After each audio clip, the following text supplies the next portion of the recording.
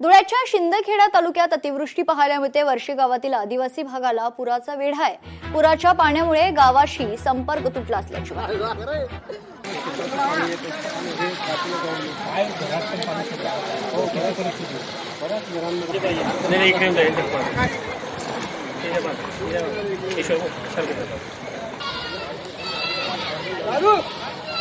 आम्ही वारंवार शासनाला या अडचणीसाठी निवेदन देखील दिलेले आहेत। ग्रामसभा असो या तहसीलदार असो, आणि आमच्या निवेदनामार्फत कुठलाही काळजी न घेता शासनाने हा काम केलेलं नाहीये।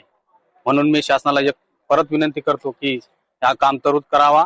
आणि आमच्या घराची देखील इथं नुकसान इथं झालेले आहे।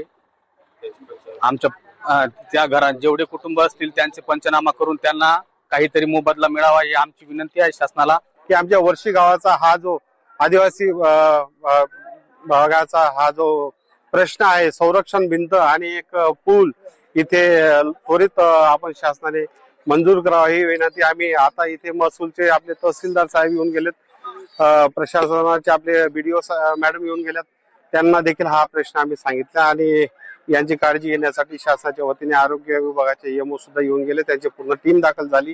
हे रेस्क्यू करण्याचा प्रयत्न त्यांनी केला, परंतु पाणी आता कमी झाल्यामुळे हे लोक तिथेच थांबले आहेत।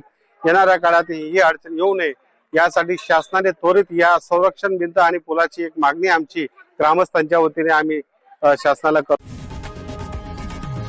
लोकशाही मराठी ऐका, पहा, जागरूक रहा।